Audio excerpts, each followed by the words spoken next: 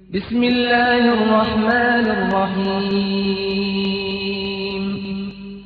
أتى أمر الله فلا تستعجلوه سبحانه وتعالى عما يشركون ينزل الملائكة بالروح من أمره على من يشاء من عباده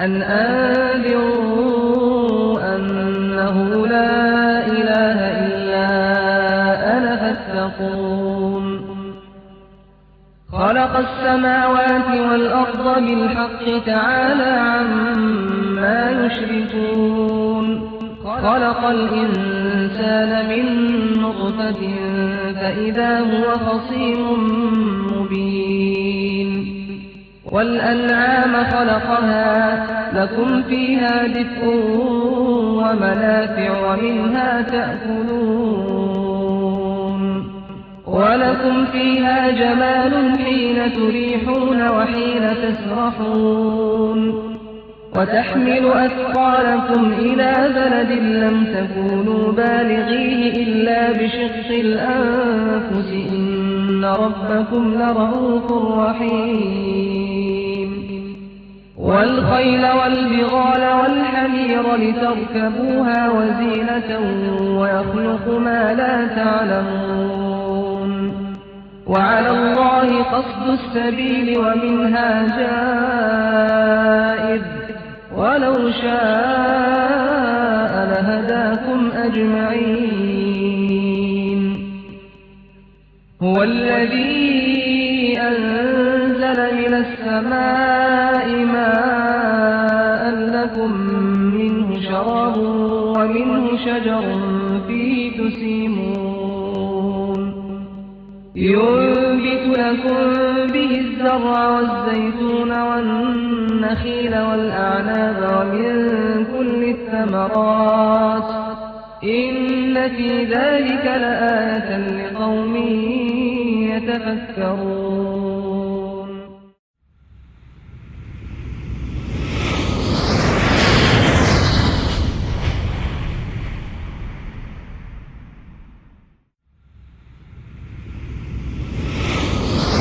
يا أيها الذين آمنوا اتقوا الله حق تقاته ولا تموتن إلا وأنتم مسلمون يا أيها الناس اتقوا ربكم الذي خلقكم من نفس واحدة وخلق منها زوجها وبث منهما رجالا كثيرا ونساء واتقوا الله الذي تساءلون به والأرحام إن الله كان عليكم رقيبا يا أيها الذين آمنوا اتقوا الله وقولوا قولا سديدا يصلح لكم أعمالكم ويغفر لكم ذنوبكم ومن يطع الله ورسوله فقد فاز فوزا عظيما أما بعد فإن أصدق الحديث كتاب الله وخير الهدى هدى محمد صلى الله عليه وسلم وشر الأمور محدثاتها وكل محدثة بدعة وكل بدعة ضلالة وكل ضلالة في النار قال الله تبارك وتعالى في كلامه المجيد أعوذ بالله من الشيطان الرجيم بسم الله الرحمن الرحيم لقد جاءكم رسول من أنفسكم عزيز عليه ما عنتم حریص علیکم بالمؤمنین رؤوف رحیم سورہ توبہ آیت نمبر 128 وقال نون والقلم وما يسطرون ما أنت بنعمة ربك مجنون وإن لك لأجرا غير ممنون وإنك لعلى خلق عظيم سورہ قلم آیت نمبر 1 تا 4 تمام قسم کی تعریفات بڑائی کبریائی بزرگی حمد و ثنا اللہ رب العالمین کے لیے جو دنیا کا تنہا خالق و مالک رازق و پالنہار اور سبھی قسم کی عبادتوں کا تنہا مستحق و سزاوار ہے بعدہ درود و سلام نازل ہوں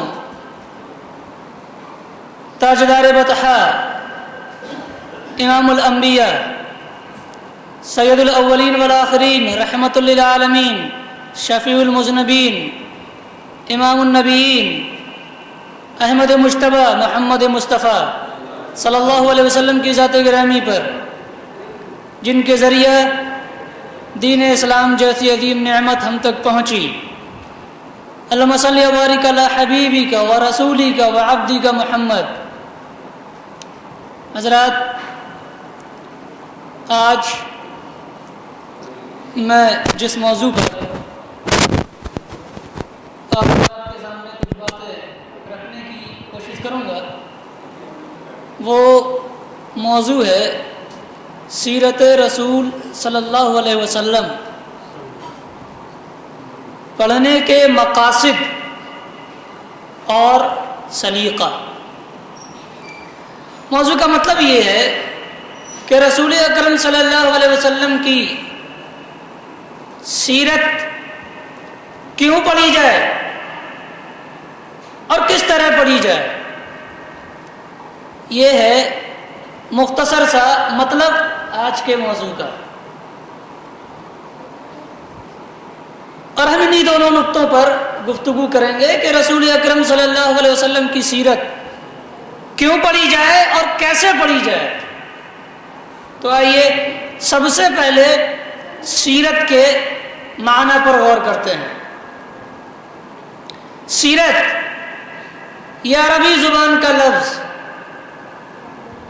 سارا یسیروں سے مشتق، جس کا معنی ہوتا ہے چلنا، اور ہم نے اس معنی سے رسول اکرم صلی اللہ علیہ وسلم کے لیے جب اس لفظ کا استعمال ہوا تو یہ سمجھا کہ سیرت کا مطلب ہے زندگی گزارنے کا طریقہ۔ رسول اکرم صلی اللہ علیہ وسلم نے اپنی حیات مبارکہ کو گزارنے کے لیے کس طریقے کو اختیار کیا، کون سی راہ چلے، کون سے ذرائع استعمال کیے۔ عبادات میں رسول اکرم صلی اللہ علیہ وسلم کا طریقہ کیا تھا، معاملات میں آپ کیسے تھے، تجارت میں آپ کا برتاؤ کیسے ہوتا تھا، عورتوں کے ساتھ آپ کا تال میل یا آپ کا برتاؤ کیا تھا، بچوں کے ساتھ رسول اکرم صلی اللہ علیہ وسلم کس طرح پیش آتے تھے، گھریلو زندگی میں نبی اکرم صلی اللہ علیہ وسلم کے حالات کیا ہوا کرتے تھے، ہم نشینوں میں اپنے اصحاب کے درمیان رسول اکرم صلی اللہ علیہ وسلم کیسے ہوتے تھے۔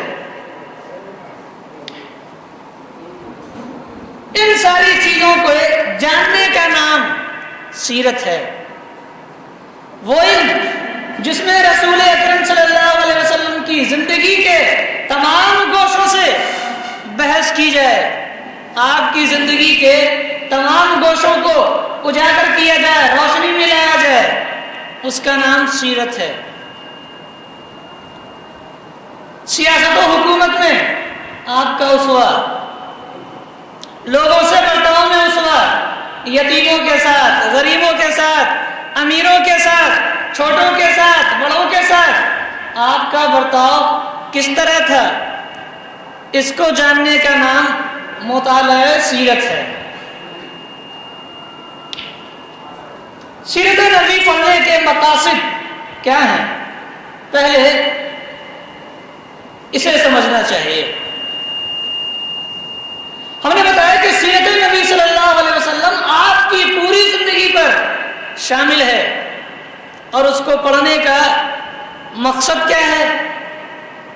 سب سے پہلا مقصد یہ ہے سیرت رسول صلی اللہ علیہ وسلم کو پڑھنے کا کہ آپ کو اپنا اسوہ، اپنا آئیڈیل، اپنا نمونہ بنایا جا سکے۔ اللہ رب العالمین نے جو قرآن مجید میں ارشاد فرمایا، لَقَدْ كَانَ لَكُمْ فِي رَسُولِ اسوۃ حسنہ، تمہارے لیے رسول صلی اللہ علیہ وسلم کی حیات مبارکہ میں بہترین نمونہ ہے۔ سیرت نبی پڑھنے کا پہلا مقصد ہمارا یہ ہونا چاہیے کہ ہم رسول اکرم صلی اللہ علیہ وسلم کو اپنا نمونہ بنا لیں زندگی کے تمام معاملات میں، اٹھنے میں، بیٹھنے میں، سونے میں، جاگنے میں، مسجد سے نکلنے میں، مسجد میں داخل ہونے میں، قضاء حاجات کرنے میں، کھانے میں، پینے میں، چلنے میں، بولنے میں، عبادتیں کرنے میں، لوگوں کے ساتھ برتاؤ کرنے میں، تجارت کرنے میں رسول اکرم صلی اللہ علیہ وسلم کو اپنا اسوہ، اپنا آئیڈیل اور اپنا نمونہ بنا لیں۔ یہ سیرت نبی کو پڑھنے کا مقصد ہے۔ ہمارے ہاں زندگی گزارنے کے طریقے جس کو آئیڈیل بنا کر کے اختیار کیے گئے ہیں وہ رسول اکرم صلی اللہ علیہ وسلم سے ہٹ کر کوئی اور ذات ہے۔ بال ہمارے کسی اور کو دیکھ کر کے رکھائے گئے ہیں، چہرہ ہمارا اس کو بنانے میں ہم نے اپنا آئیڈیل کسی اور کو بنایا ہے، لباس اس میں ہم نے اپنا آئیڈیل، اپنا رہبر، اپنا قائد، اپنا نمونہ رسول اکرم صلی اللہ علیہ وسلم کو نہ سمجھ کر کسی اور کو بنا لیے ہے۔ معاملات میں، تجارت میں، غرض یہ کہ تمام امور میں ہم نے رسول اکرم صلی اللہ علیہ وسلم کو چھوڑ کر دوسروں کو آئیڈیل بنا رکھا ہے۔ چہرے پر داڑیاں نہیں ہیں، کیا رسول اکرم صلی اللہ علیہ وسلم کا یہ اسوہ تھا؟ بال نہایت بڑے بڑے فیشنیبل، رسول اکرم صلی اللہ علیہ وسلم کا یہ طرز تھا۔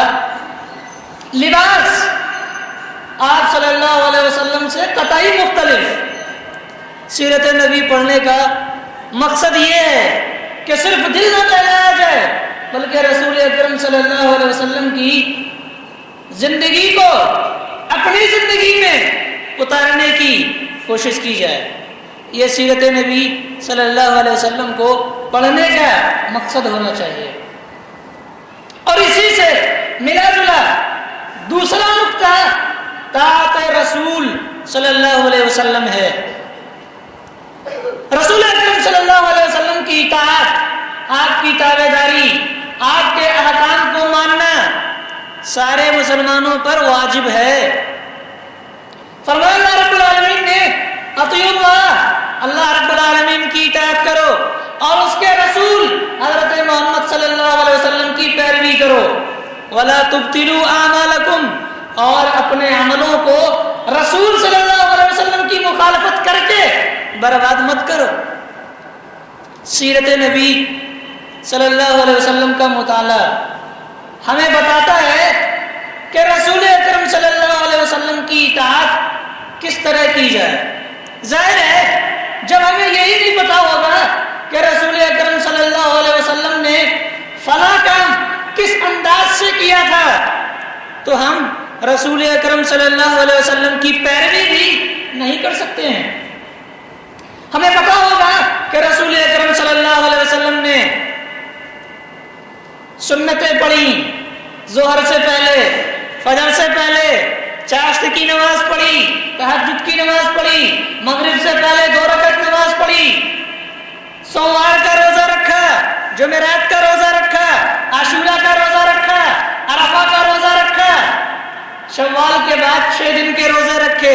جب یہ ساری چیزیں ہمیں معلوم ہوں گی تبھی ہم رسول اکرم صلی اللہ علیہ وسلم کی اطاعت و پیروی کر سکیں گے۔ اور اگر ہمیں یہ ساری چیزیں پتہ نہیں ہوں گی تو پھر رسول اکرم صلی اللہ علیہ وسلم کی پیروی، آپ کی اطاعت بھی نہیں ہو سکے گی۔ آپ کسی کام کو کس انداز میں کرتے تھے بھی یا نہیں کرتے تھے؟ بہت سے معاملات جو رسول اکرم صلی اللہ علیہ وسلم نے نہیں کیے، جن کی طرف آپ نے توجہ نہیں دی اور کبھی آپ کی زندگی میں نہیں ہوئے، آج ہماری زندگی میں دین سمجھ کر کیے جاتے ہیں۔ انہی کو سمجھا جاتا ہے. اور اگر دوسرے لوگ ہماری ان خود ساختہ چیزوں کو جنہیں ہم نے رسول اکرم صلی اللہ علیہ وسلم سے ہٹ کر اختیار کر لیا ہے، دوسرے لوگ اگر ان چیزوں کو نہ اپنائیں تو انہیں بد مذہب کہہ دیا جاتا ہے. اگر ہم سیرت رسول کا مطالعہ کریں، پڑھیں، تو ہماری سمجھ میں یہ باتیں آئیں کہ بہت سی یہ نئی نئی چیزیں جو آج ہم نے شروع کر رکھی ہیں رسول اکرم صلی اللہ علیہ وسلم نے نہیں کی تھی، آپ کے زمانے میں نہیں تھی. ان سارے معاملات کو کرنے میں رسول صلی اللہ علیہ وسلم کی پیروی نہیں ہوتی ہے. آدمی اطاعت رسول سے نکل جاتا ہے. تو سیرت رسول صلی اللہ علیہ وسلم طاعت رسول کے لیے انسان کو تیار کرتی ہے.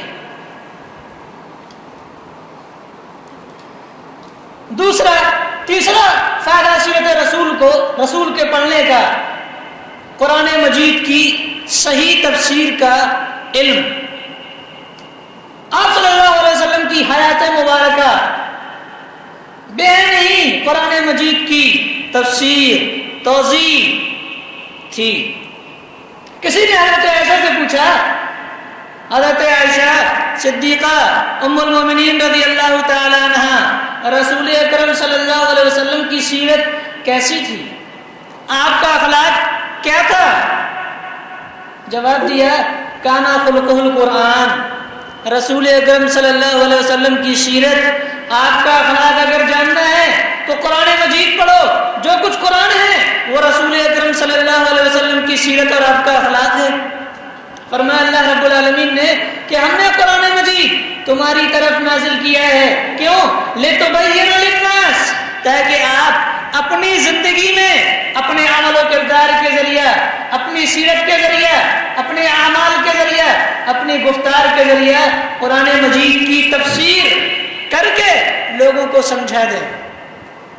کسی آیت کا مطلب رسول اکرم صلی اللہ علیہ وسلم نے کیا سمجھا، یہ سیرت نبی صلی اللہ علیہ وسلم کو پڑھنے سے معلوم ہوتا ہے.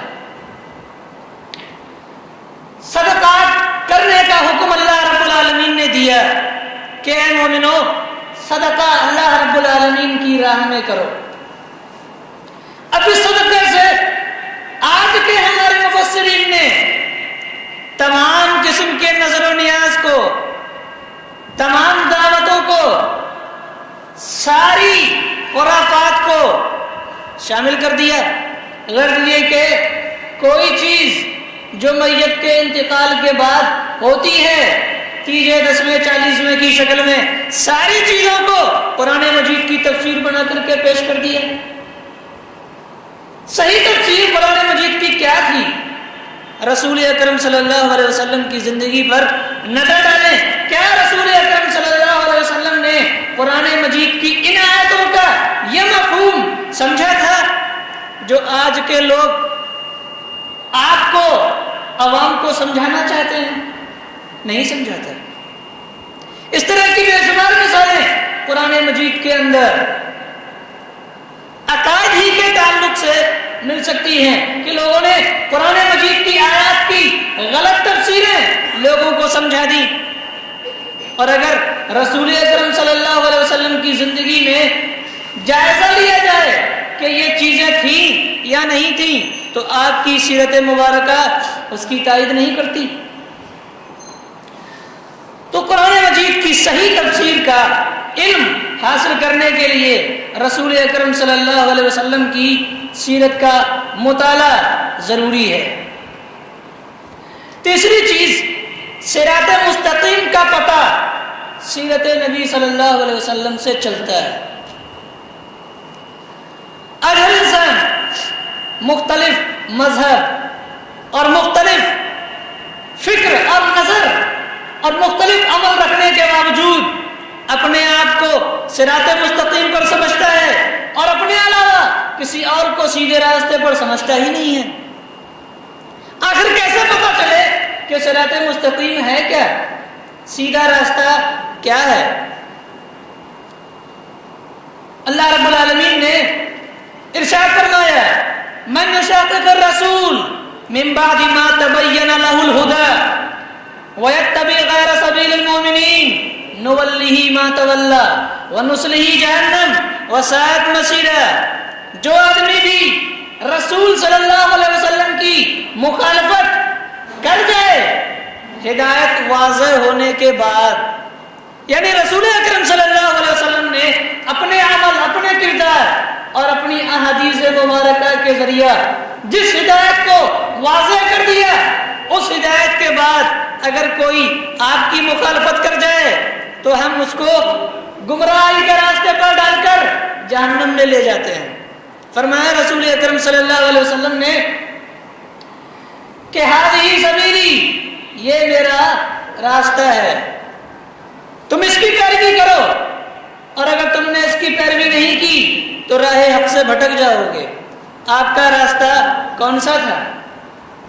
فرمایا علیکم بسنتی وسنت الخلفاء الراشدین المہدیین، میری سنتوں کو لازم پکڑو، یہی سیدھا راستہ ہے جو تم نے میرے بارے میں جانا ہے کہ میں نے کس کام کو کس ڈھنگ سے کیا، نمازیں کیسے پڑھی، روزے کیسے رکھے، صدقہ و خیرات کیسے کیا، اللہ کی عبادت کیسے کی، اللہ کے ساتھ اوروں کی عبادتیں کی یا نہیں کی، زکوٰۃ کیسے دی، لوگوں کے ساتھ برتاؤ کیسے کیے۔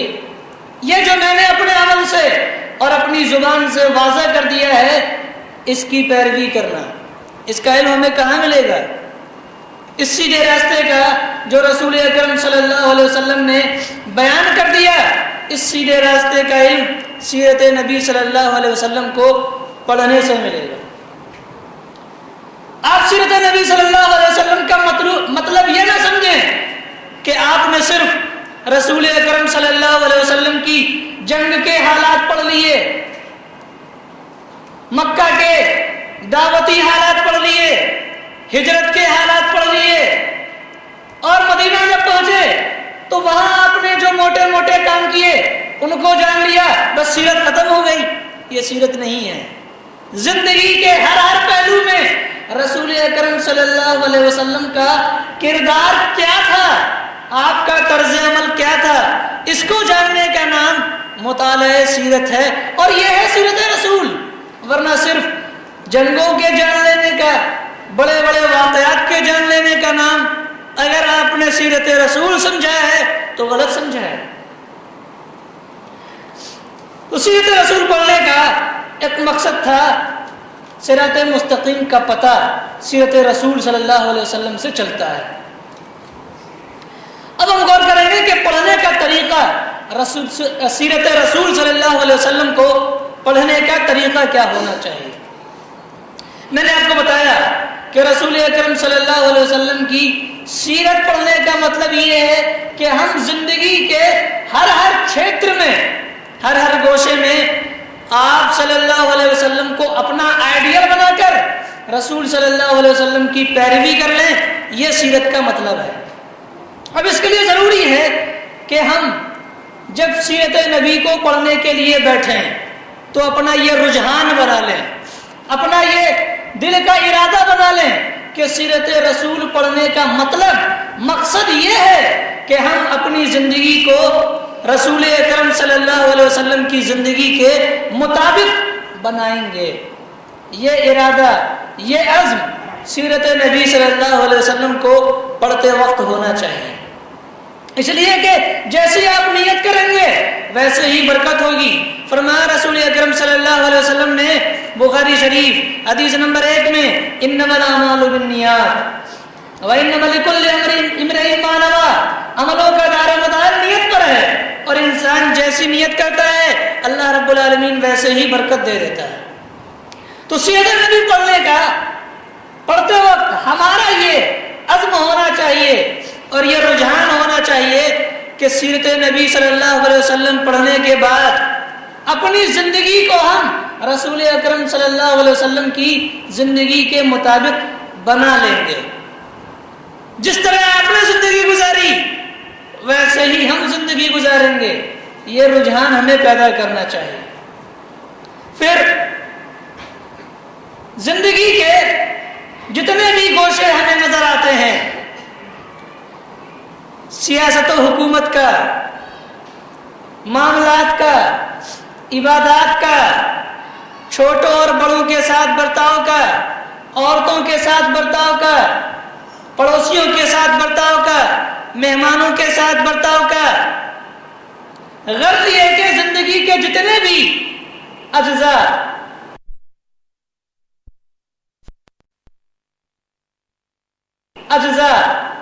اور گوشے ہمیں نظر آتے ہیں، ان ساری چیزوں میں الگ الگ کر کے، ایک ایک موضوع کو الگ کر کے رسول اکرم صلی اللہ علیہ وسلم کے اسوہ حسنہ اور آپ کی سیرت مبارکہ کو جاننے کی کوشش کرنی چاہیے۔ اور اس کے بعد تیسری چیز، سیرت نبی صلی اللہ علیہ وسلم کو پڑھنے کے لیے یا پڑھتے وقت جس چیز کی ضرورت ہے وہ ہے صحیح اور مستند واقعات و حالات کا خاص خیال رکھا جائے۔ بہت سی چیزیں لوگوں نے رسول اکرم صلی اللہ علیہ وسلم کی سیرت کے نام پر، آپ کی احادیث کے نام پر، دین و مذہب کے نام پر غلط سلط پھیلا دی ہیں۔ بے شمار موضوع احادیث کے ذخیرے میں شامل کر دی گئی ہیں۔ تو سیرت نبی پڑھتے وقت آپ کو بیدار رہنا چاہیے اور یہ یقین کر لینا چاہیے کہ جو واقعہ یا جو بات سیرت رسول صلی اللہ علیہ وسلم کے حوالے سے آپ نے پڑھی ہے وہ صحیح بھی ہے یا نہیں صحیح ہے، اس لیے کہ اس کو اپنی زندگی میں اتارنے کا مسئلہ ہے۔ مقصد کیا ہے؟ اس کو اپنی زندگی میں اتارنا۔ اور کہیں ایسا ہوا کہ وہ چیز یا وہ واقعہ یا وہ عمل رسول اکرم صلی اللہ علیہ وسلم کا صحیح عمل نہیں تھا، آپ کی طرف غلط طور پر کچھ جھوٹے لوگوں نے منسوب کر دیا اور آپ نے اس کو سیرت سمجھ لیا، پھر سیرت سمجھ کر اسے اپنی زندگی میں اپنا لیا، تو آپ سیرت نبوی سے دور ہو جائیں گے۔ تو سیرت نبوی پر صحیح عمل کرنے کے لیے ضروری ہے کہ صحیح واقعات اور حالات کو جانا جائے۔ اور اگر کچھ روایتیں اس طرح کی آتی ہیں جو آپ کے دل میں شک و شبہ پیدا کریں تو پھر ان کی تحقیق آپ اپنے علماء کرام سے کریں، تاکہ رسول اکرم صلی اللہ علیہ وسلم کی سیرت کے تعلق سے صحیح اور صاف باتیں آپ کے سامنے آئیں اور آپ انہیں اپنی زندگی میں اتار سکیں اور وہی طرز عمل آپ اختیار کر سکیں جو رسول اکرم صلی اللہ علیہ وسلم کا تھا۔ ہم نے آسانی کے لیے رسول اکرم صلی اللہ علیہ وسلم کے چند گوشوں کو، آپ کی سیرت کے، آپ کی زندگی کے چند گوشوں کو مرتب کیا ہے آپ حضرات کے سامنے بیان کرنے کے لیے۔ مقصد یہ ہے کہ آپ بھی سیرت رسول صلی اللہ علیہ وسلم کا مطالعہ اسی انداز میں کریں اور مقصد آپ کی پیروی۔ دیکھیں رسول اکرم صلی اللہ علیہ وسلم کا کردار، آپ کی سیرت عبادات میں کیا تھی۔ سب سے پہلی چیز رسول اکرم صلی اللہ علیہ وسلم کے بارے میں آپ یہ نقطہ، یہ یقین اور یہ اعتقاد اپنے ذہن میں رکھیں جسے اللہ رب العالمین نے سورہ فتح کے اندر اس طرح بیان کیا، لِيَغْفِرَ لَكَ اللَّهُ مَا تَقَدَّمَ مِن ذَنبِكَ وَمَا تَأَخَّرَ۔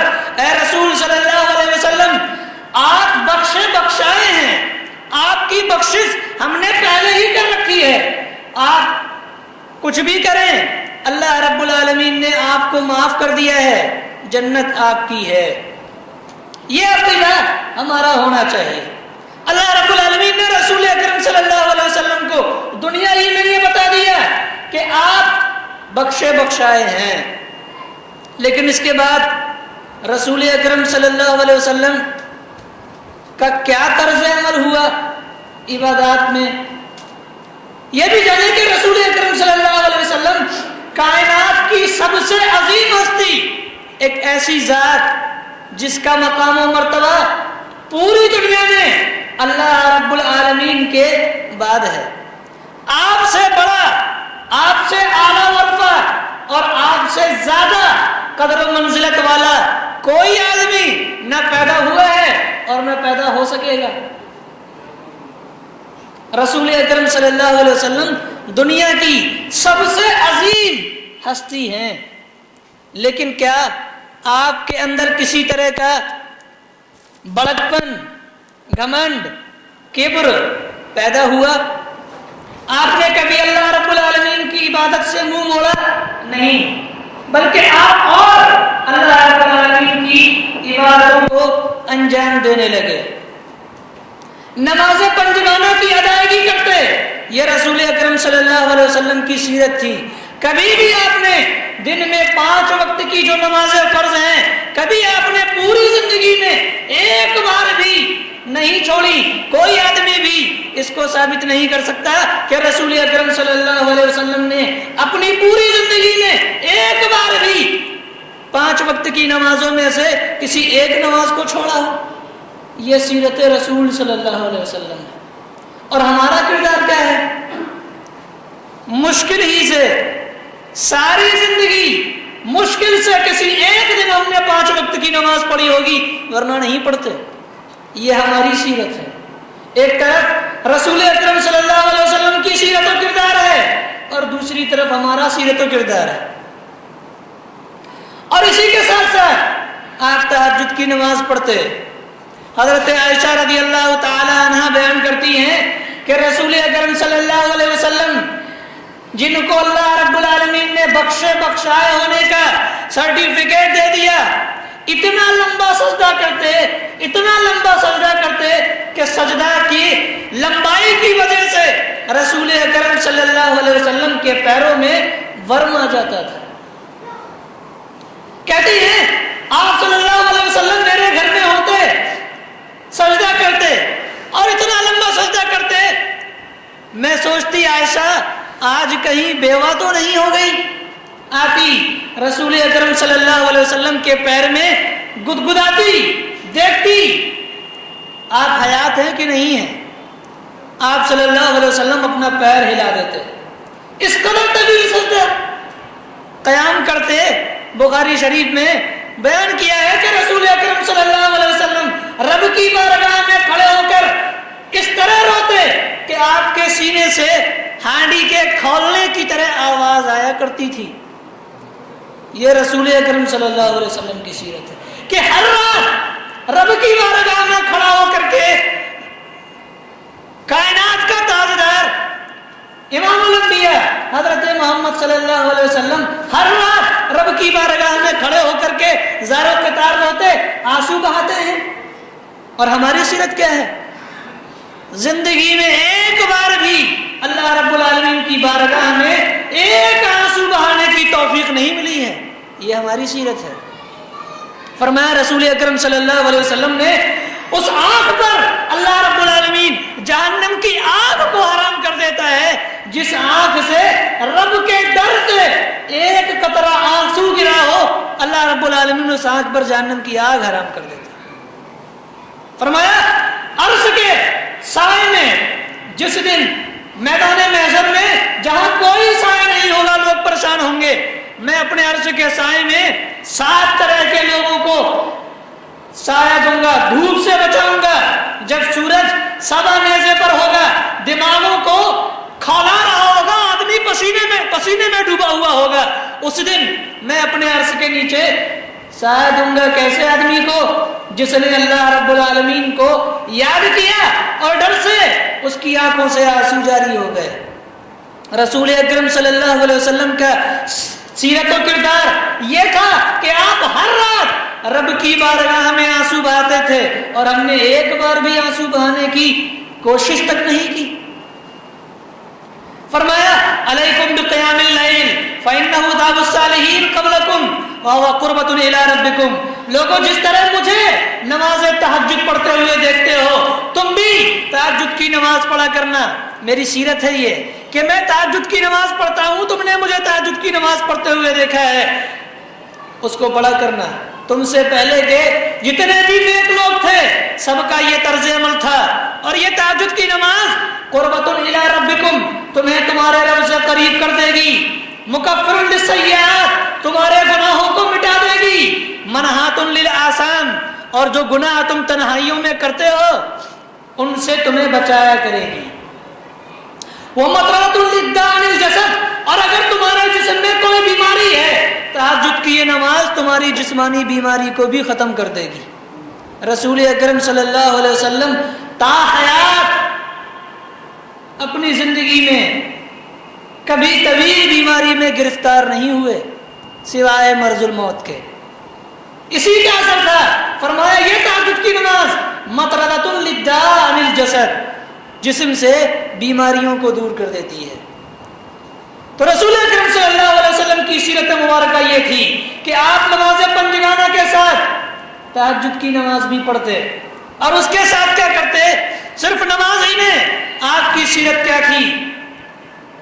فجر کی نماز پڑھنے کے بعد طلوع شمس تک، سورج کے نکلنے تک بیٹھے رہتے، اللہ رب العالمین کا ذکر کرتے۔ یہ آپ کی سیرت ہے۔ ہم نے کتنی بار مسجد میں رک کر فجر کی نماز کے بعد طلوع شمس تک، سورج کے نکلنے تک اللہ رب العالمین کا ذکر کیا ہے؟ ہمیں تو فجر کی نماز پڑھنے کی بھی توفیق نہیں ہوتی، نماز سورج کے نکلنے تک ذکر تو بہت دور کی بات ہے۔ آپ کی سیرت مبارکہ کیا تھی؟ فجر کی نماز پڑھنے کے بعد سورج کے طلوع ہونے تک بیٹھ کر اللہ رب العالمین کو یاد کیا کرتے تھے۔ فرمایا اور اس کے بعد چاشت کی نماز پڑھتے، 2 رکعت، کبھی 4 رکعت، کبھی 8 رکعت چاشت کی نماز۔ جب سورج ذرا بلند ہو جاتا رب کی بارگاہ میں پھر کھڑے ہو جاتے اور 2 رکعت سے لے کر کے 8 رکعت تک نماز پڑھتے اور اپنی امت کو ترغیب دیتے، کہتے لوگوں تمہارے ہر جوڑ پر، تمہارے جسم میں جتنے بھی جوڑ کائنات رب کائنات نے بنائے ہیں، ہر جوڑ پر رب کا قرض ہے، اور یہ قرض کیسے دور ہوگا؟ فرمایا تم سبحان اللہ کہو صدقہ ہے، الحمدللہ کہو صدقہ ہے، لا الہ الا اللہ کہو صدقہ ہے، اچھائی کا حکم دے دو صدقہ ہے، برائی سے روک دو صدقہ ہے، لیکن ایک چیز اگر کر لو تو یہ ساری چیزوں کا ثواب تمہیں مل جایا کرے گا۔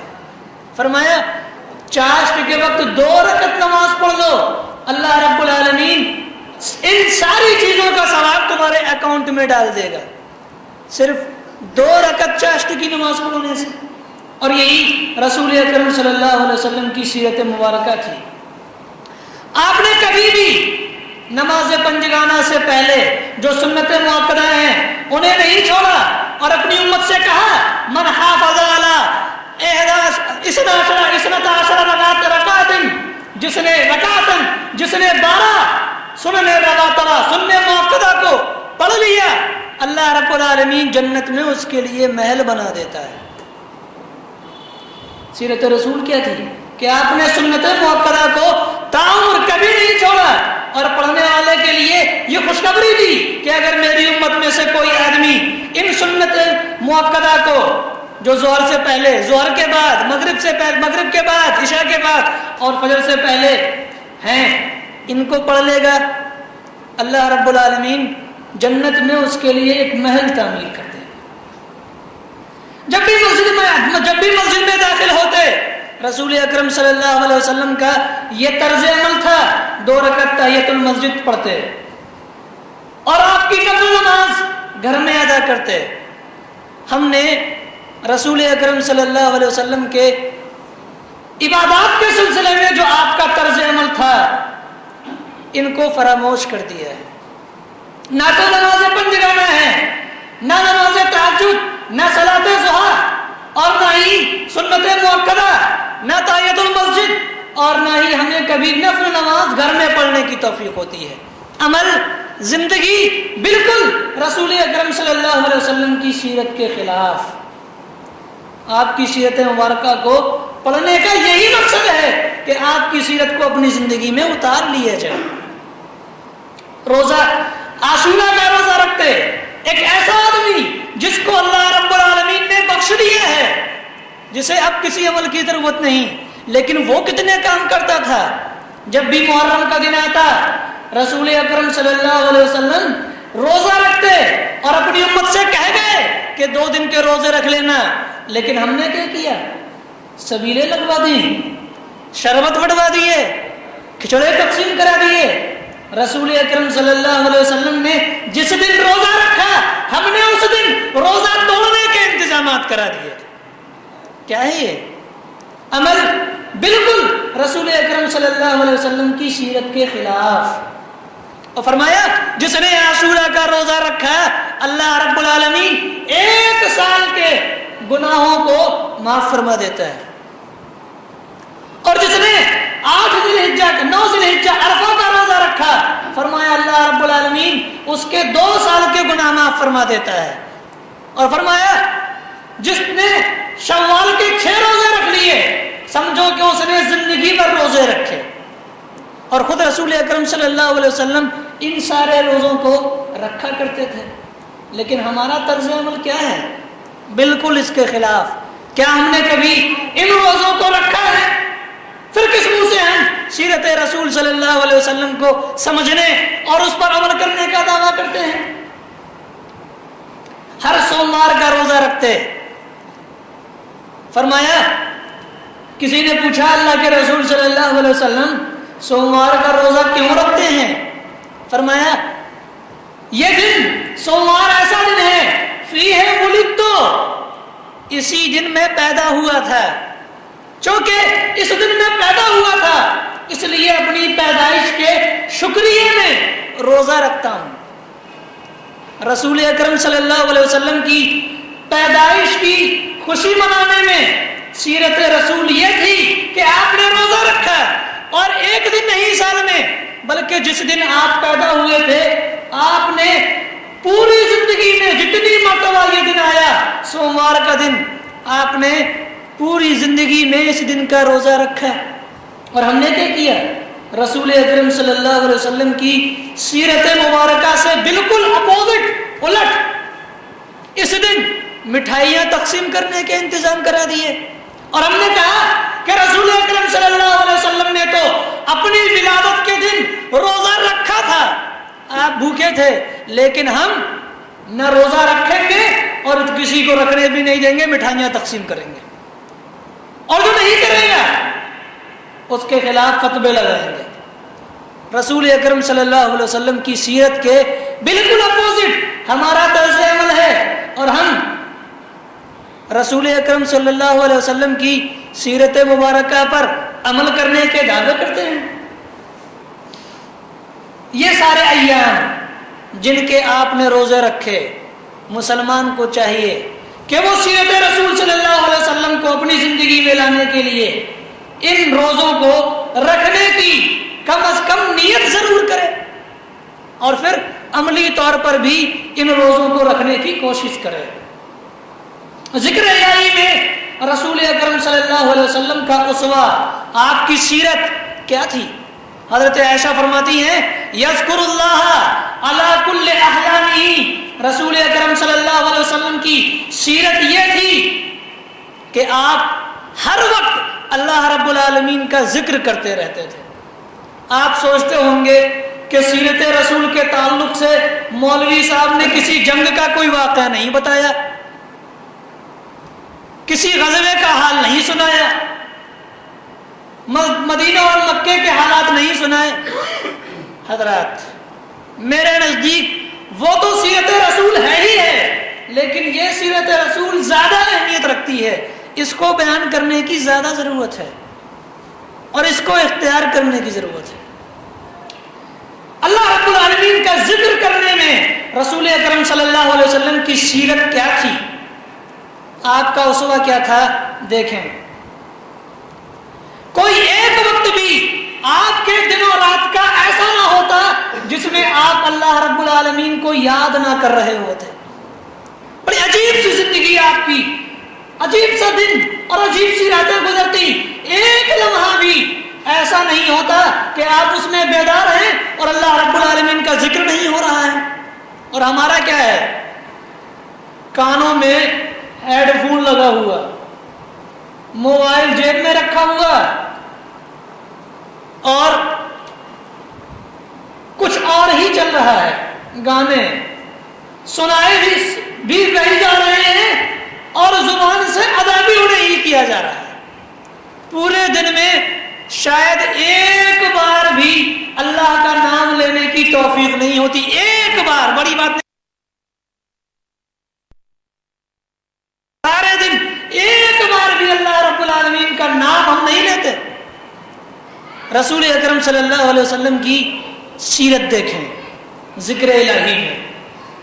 کھاتے بسم اللہ کہتے, کھانے سے فارغ ہوتے الحمدللہ کہتے, گھونٹ پانی کا لیتے بسم اللہ کرتے, ہٹاتے گلاس منہ سے الحمدللہ کہتے تھے. سونے کے لیے جاتے اللہ کا ذکر کرتے, بسمک اللہم احیا و اموت پڑھتے. اٹھتے تو بھی اللہ رب العالمین کا ذکر کرتے ہوئے اٹھتے تھے. آنکھ بند ہوئی تو بھی اللہ کے ذکر پر, اور آنکھ کھلی تو بھی اللہ کے ذکر پر. یاد ہیں دعائیں؟ نہیں یاد ہیں. اتنے مسلمان یہاں تشریف رکھتے ہیں اور بہت سے لوگوں تک میری آواز پہنچ رہی ہے. رسول اکرم صلی اللہ علیہ وسلم اٹھتے بیٹھتے چلتے پھرتے روزمرہ کی زندگی میں جن دعاؤں کو پڑھتے تھے انہیں یاد کرنے کی کوشش کی ہے؟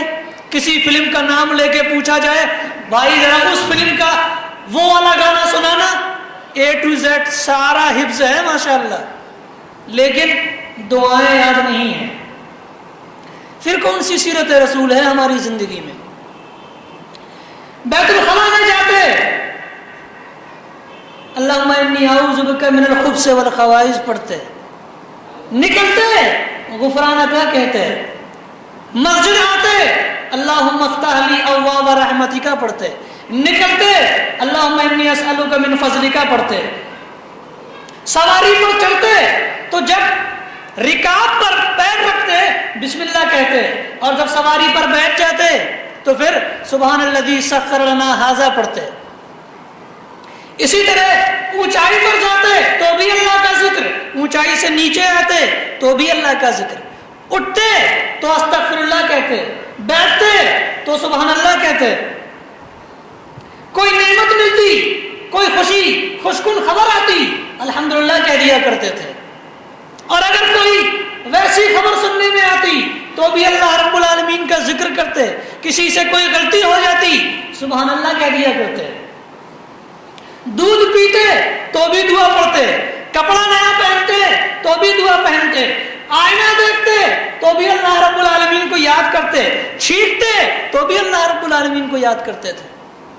غرض یہ کہ یذکر اللہ علی کل احیانہ, ہر وقت اللہ رب العالمین کو یاد کرتے رہتے تھے. صحابی بیان کرتے ہیں دن میں 70 سے لے کر کے 100 مرتبہ تک صرف استغفر اللہ رسول صلی اللہ علیہ وسلم کہا کرتے تھے. کتنی مرتبہ؟ 70 سے لے کر کے 100 مرتبہ صرف ایک کلمہ استغفر اللہ رسول اکرم صلی اللہ علیہ وسلم کی زبان سے ادا ہوتا تھا. ہم کتنی مرتبہ کہتے ہیں؟ رسول اکرم صلی اللہ علیہ وسلم کی اس سیرت کو پڑھنے کی, جاننے کی اور اپنی زندگی میں لانے کی ضرورت ہے. اور یہی نہیں, بیوی سے ملے تو بھی اللہ رب العالمین کا ذکر کیا. جب آپ صلی اللہ علیہ وسلم اپنی بشری خواہشات پوری کرنے کے لیے جب اپنی کسی بیوی کے پاس جاتے سب سے پہلے اللہ کا ذکر کرتے, دعا پڑھتے اللہم جنبنا الشیطان وجنب الشیطان ما رزقتنا, اور فرماتے کہ جو آدمی اس دعا کو نہیں پڑھتا شیطان شریک جمع ہو جاتا ہے. آپ کے کام میں شیطان بھی شریک ہو گیا, اور جو آدمی اس دعا کو پڑھ لیتا ہے پھر شیطان کا کوئی زور نہیں چلتا. کیا سمجھا آپ نے؟ کوئی ایک لمحہ بھی رسول اکرم صلی اللہ علیہ وسلم کا رب کے ذکر سے خالی نہیں تھا. ہر وقت اللہ آپ کی زبان سے ادا ہوتا تھا. یہ ہے سیرت رسول, اس کو اپنی زندگی میں لانے کی ضرورت ہے. یہ تو تھا عبادت میں رسول اکرم صلی اللہ علیہ وسلم کا اسوہ, آپ کی سیرت و کردار. اب دیکھیں سیاست و حکومت میں رسول اکرم صلی اللہ علیہ وسلم کا کردار کیا تھا, آپ کی سیرت کیا تھی. آج بہت سے نیتا, ممبر, چیئرمین, پردھان, متولی, ناظم, بہت سے ہر جگہ ہیں. ان لوگوں کو رسول اکرم صلی اللہ علیہ وسلم کی سیرت مبارکہ سے سمجھنا چاہیے کہ رسول اکرم صلی اللہ علیہ وسلم نے سیاست حکومت کس طرز پر کی ہے، آپ کا اس میدان میں کیا نمونہ ہے، کیا کردار ہے، کیا سیرت ہے۔ نیتاؤں کو، ناظموں اور متولیوں کو، ذمہ داروں کو جاننے کی ضرورت ہے۔ آپ صلی اللہ علیہ وسلم نے سب سے پہلی چیز یہ کی کہ خزانے سے بالکل بیزاری ظاہر کی۔ جو قوم کا خزانہ ہوتا تھا رسول اکرم صلی اللہ علیہ وسلم اس سے بہت دور بالکل بیزار رہتے تھے۔ اور ہمارے یہاں کیا ہے؟ راشٹر منڈل کھیل گھوٹالہ، چارہ گھوٹالہ، اسٹامپ گھوٹالہ، اوپر سے اللہ علیہ وسلم کی سیرت کیا ہے؟ ہمارے یہاں جو ممبر ہیں، جو چیئرمین ہیں، جو پردھان ہیں، حکومت غریبوں کے نام سے پیسہ دیتی ہے، ان کی جیب میں چلا جاتا ہے، غریبوں تک پہنچتا ہی نہیں۔ رسول اکرم صلی اللہ علیہ وسلم نے کس طرح سیاست و حکومت کی، ان لوگوں کے لیے بھی آپ کی حیات مبارکہ میں نمونہ موجود ہے۔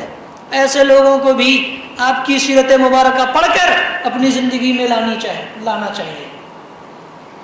خزانے سے بالکل بیزاری آپ نے ظاہر کی۔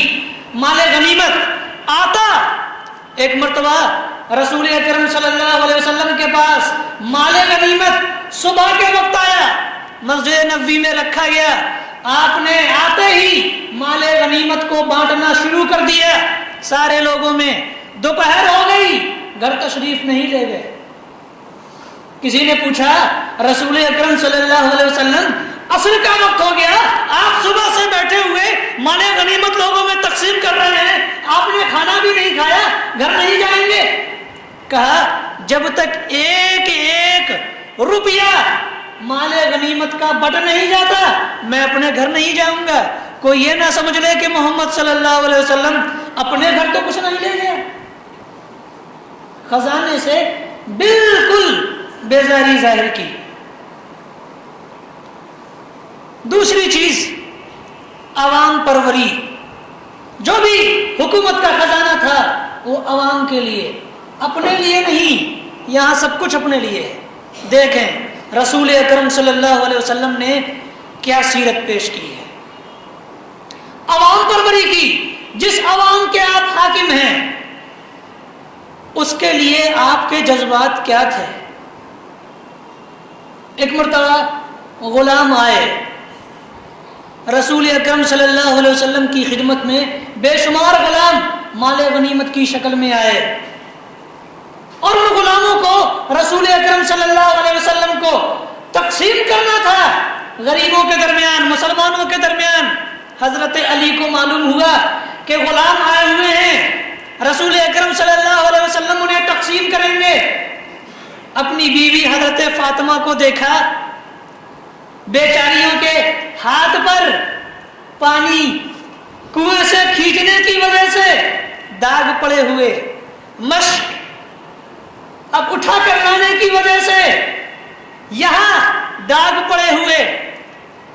دیکھا میری بیوی حضرت فاطمہ بڑا کام کرتی ہے، جسم پر نشانات پڑ چکے ہیں، تھک جاتی ہے۔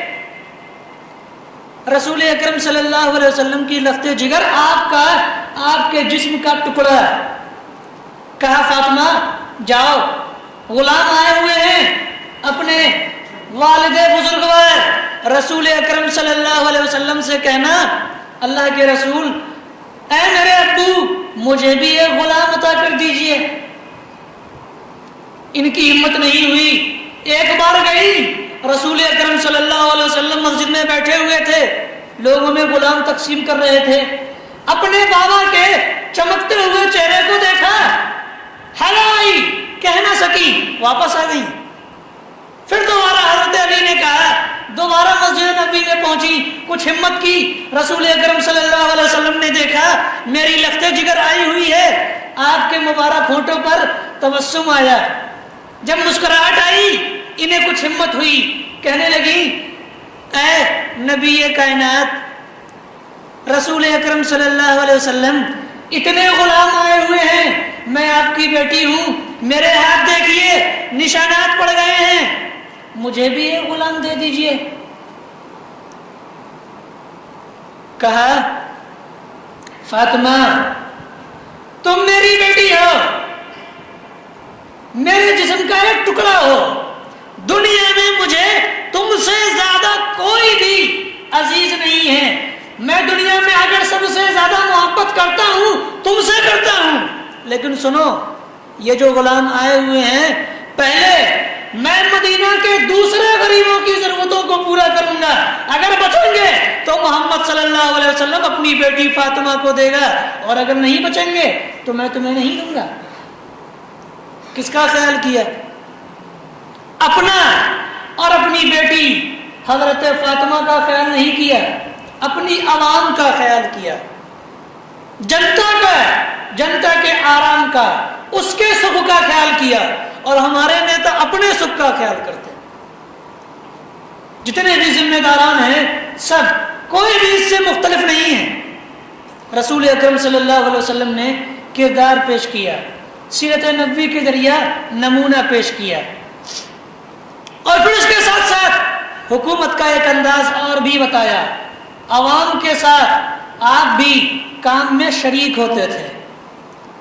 ایسا نہیں ہے کہ کرسی پر بیٹھے ہوئے ٹانگ ہلا رہے ہیں، وہ اپنے 4-5 نوکروں کو حکم دے دیا یا عام جنتا کو حکم دے دیا، وہ ٹینٹ لگا رہی ہے، اسٹیج لگا رہی ہے، جناب آئیں گے تقریر کریں گے چلے جائیں گے، ایسا نہیں۔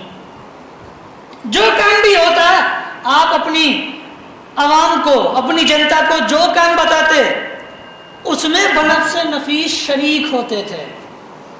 مسجد نبوی کی تعمیر کا مسئلہ، جہاں دیگر صحابہ کرام چھوٹے اور بڑے لوگ مسجد نبوی کی تعمیر میں اینٹیں ڈھو ڈھو کر کے لا رہے ہیں، وہاں کائنات نے دیکھا کہ کائنات کا امام، دنیا کی سب سے عظیم ہستی حضرت محمد صلی اللہ علیہ وسلم بھی دوسرے لوگوں کی طرح، عام لوگوں کی طرح اپنے کاندھے مبارک پر بڑے بڑے پتھروں کو اٹھا کر مسجد نبوی کی تعمیر کے لیے لا رہے ہیں، عوام کے ساتھ برابر کا کام کیا، کاموں میں شرکت کی۔ ہمارے ہاں کرسی پر بیٹھ کر ٹانگ ہلانے کا انداز ہے۔ کیا ہے رسول اکرم صلی اللہ علیہ وسلم کی سیرت؟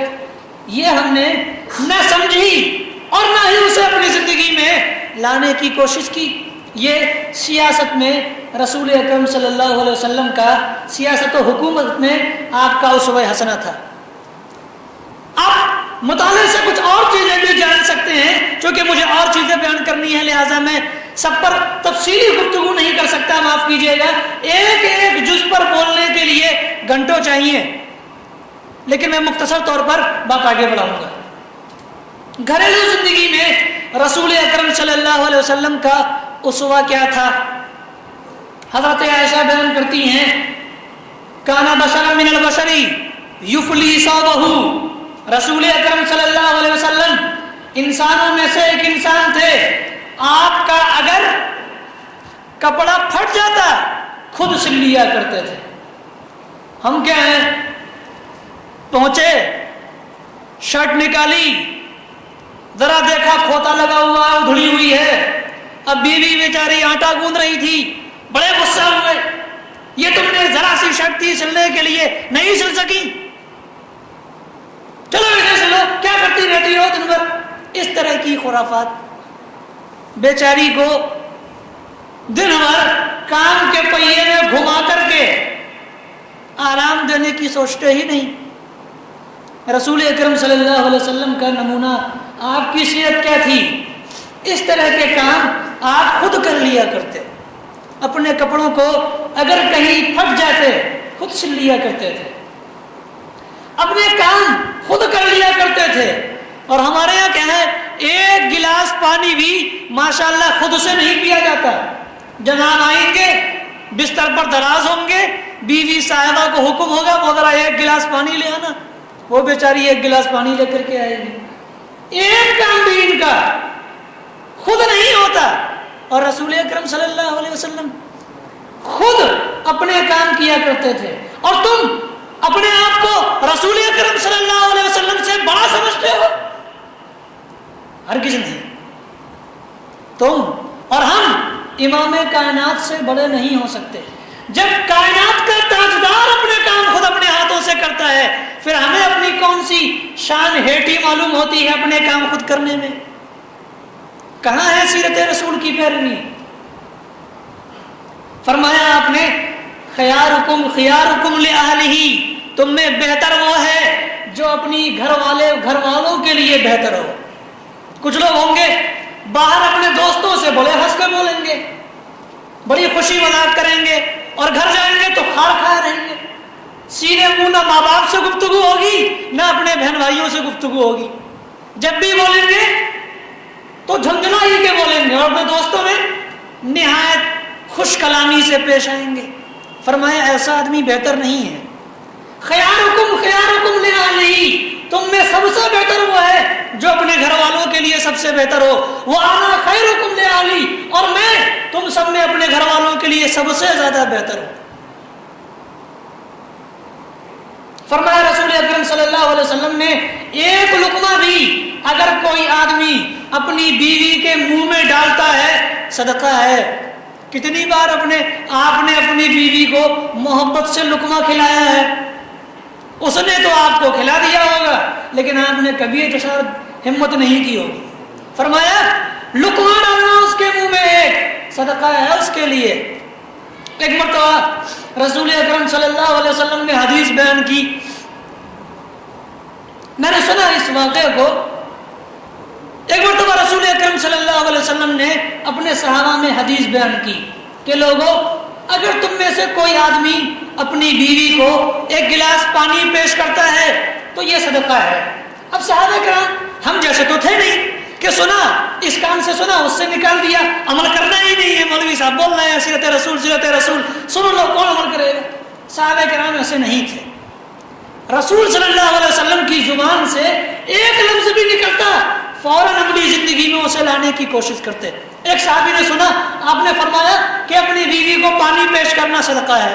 ये गया घर, गिलास लिया, पानी निकाला और अपनी बीवी के पास लेकर के पेश किया। बीवी बड़ी हैरत में, आज तक तो मुझसे पानी मांगा है, आज मुझे पानी पिला रहे हैं। फरमाया क्या मांग रहा है भाई, ये आज उल्टा। कहा रसूल सल्लल्लाहु अलैहि वसल्लम से सुन के आया हूं, अगर ये काम किया सदका होगा। बीवी ने गिलास लिया, पी गई। ये तर्ज अमल रसूल अकरम सल्लल्लाहु अलैहि वसल्लम ने पेश करना चाहा।